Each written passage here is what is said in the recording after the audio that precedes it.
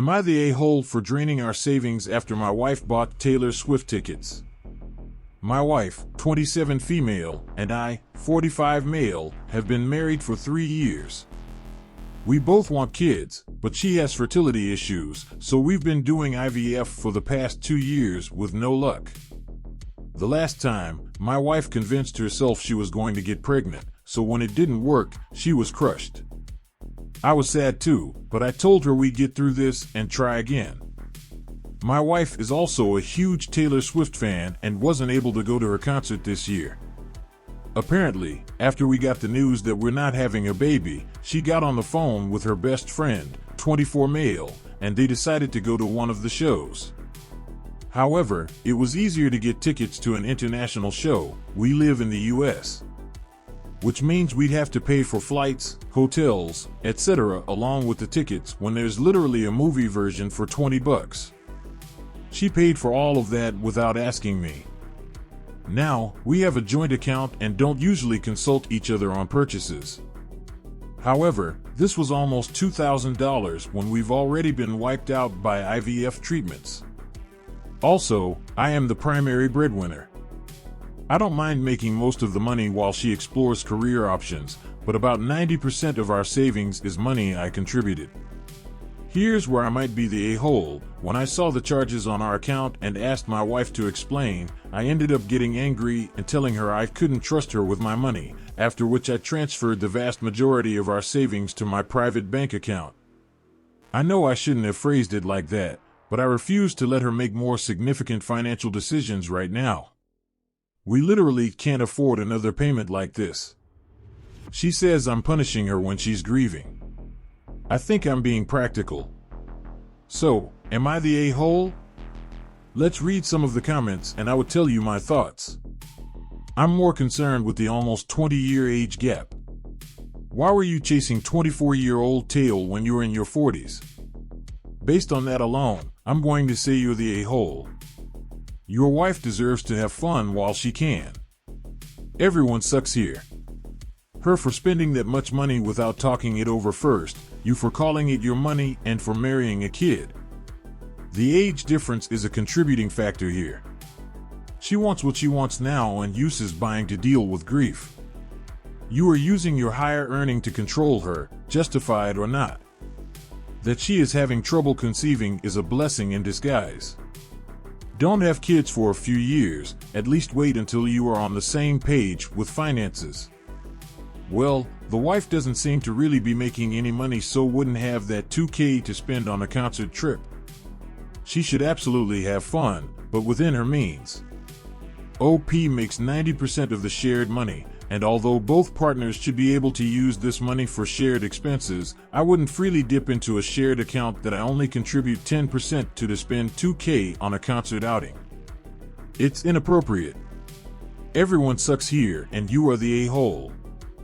Because, as you said, you described it as your money.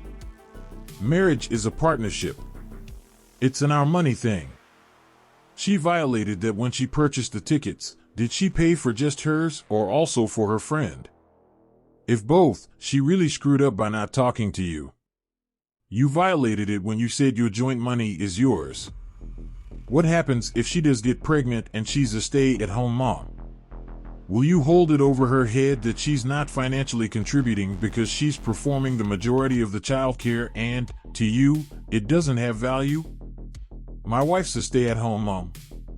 We have an agreement that anything over $500 has to be jointly discussed.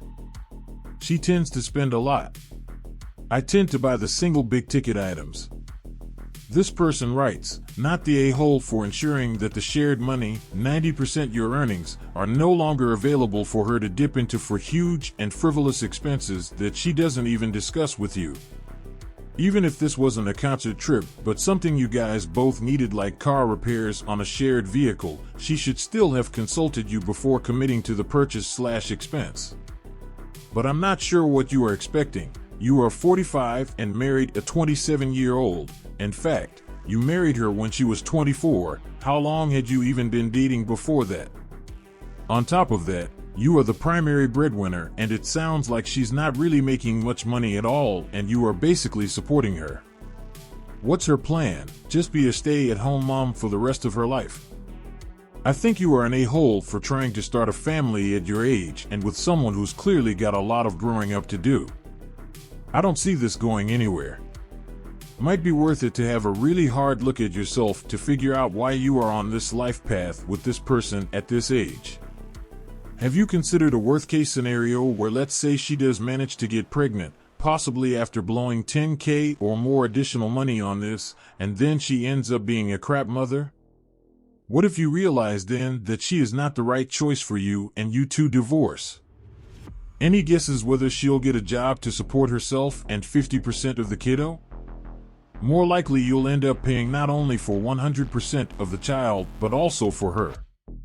And now for my thoughts. When it comes to major purchases, I am of the opinion that your partner has to discuss them with you.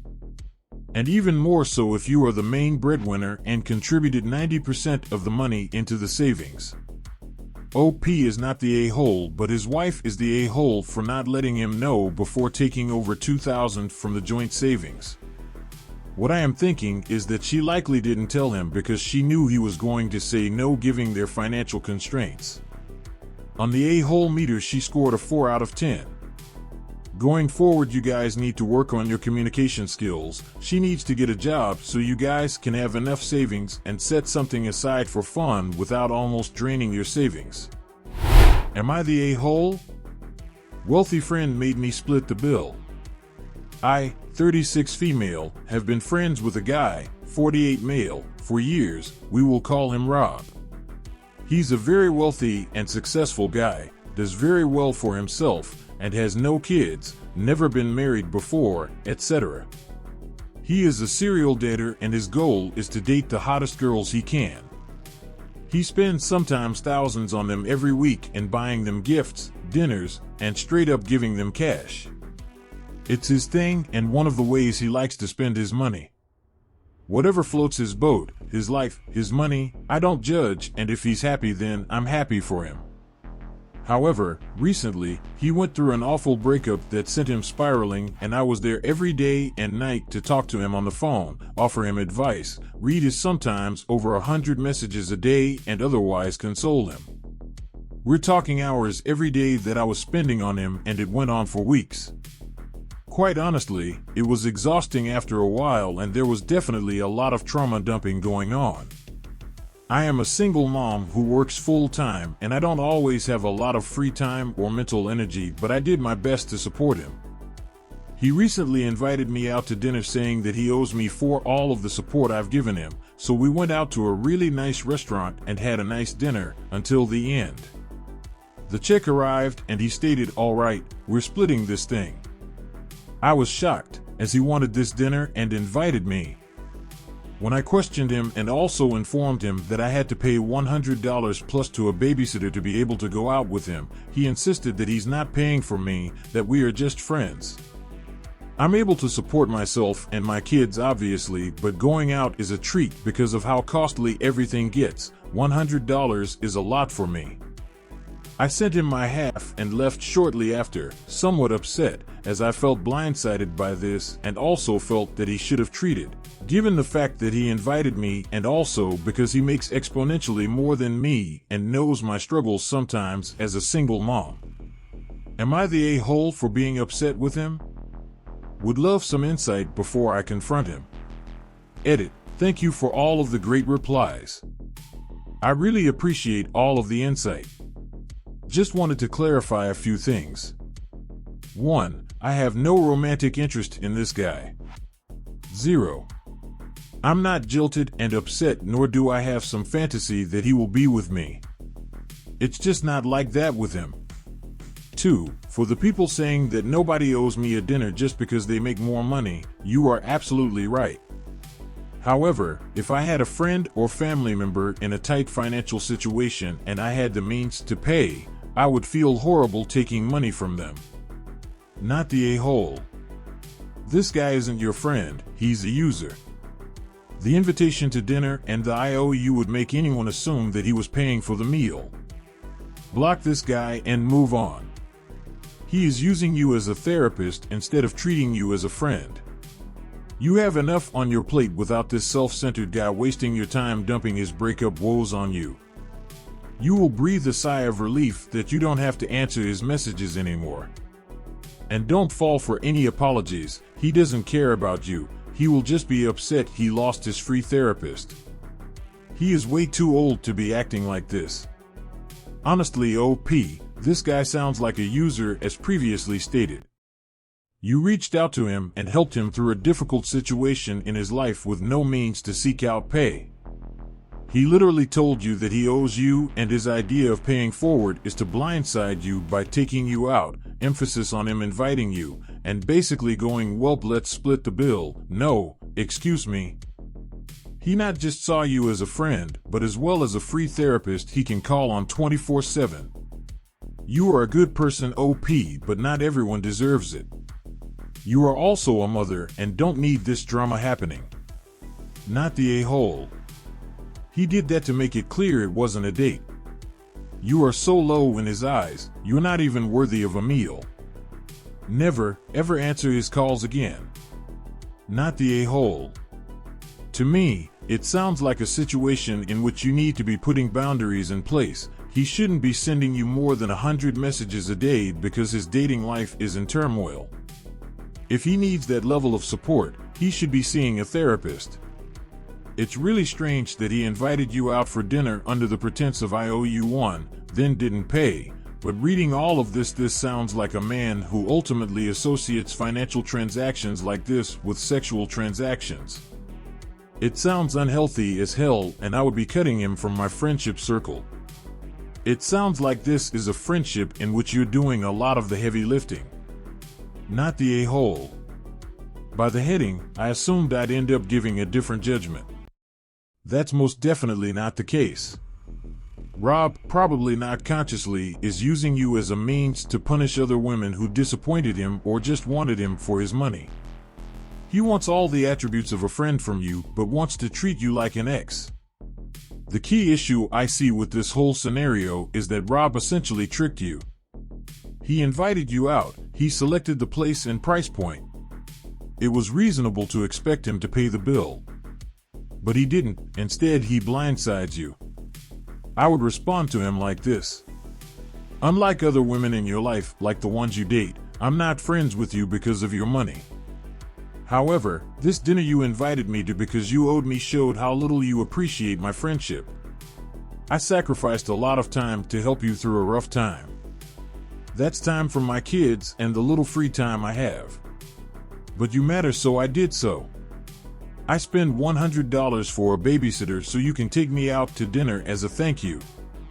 You then blindside me with a bill when I was your guest at a restaurant you picked. That's unacceptable. I didn't agree to pay for an expensive meal because that's not within my budget. If you want to split costs, then we need to do affordable or even free things together. But you want to do what you want regardless of what it costs me. You're not being a good friend, and you actually abused our friendship in this situation. I had a male friend who often used me as a sounding board. I liked being the problem solver. It made me feel insightful and powerful. But then I realized that our interactions were all about him. A night of his complaints drained me. There was always something new to complain about with a lot of repeated issues. I started trying to talk about me more and my issues and interests. He verbally fought me on this. Once I realized that we weren't really friends, I was his counselor, I let the relationship go. You may be in the same situation. This guy dumps all his stuff on you but has no awareness on how he's mistreating you or what you give up to be his friend. What do you get out of this friendship? Because it sounds to me like you're getting used as a wife/mother figure by an asshole and getting nothing in return. OP responded, yes. This is absolutely correct, and as I'm reading the comments it's starting to be confirmed in my mind more and more. The relationship is incredibly one-sided and exhausting, and I need to cut it loose. I agree with the comments. OP isn't the a-hole, her friend is using her as a sounding board and free therapy. She already talked to him about her financial constraints during the dinner, and he said he was not paying for her because they were just friends. which means he doesn't think he should do nice things for friends. OP needs to decide if this friendship is worth it for her or cut the friend loose. Politely calling out a user is self-care. We've come to the end. Do you think OP was the a-hole or not? Leave your thoughts in the comment section. Please like, share, subscribe for more. Bye.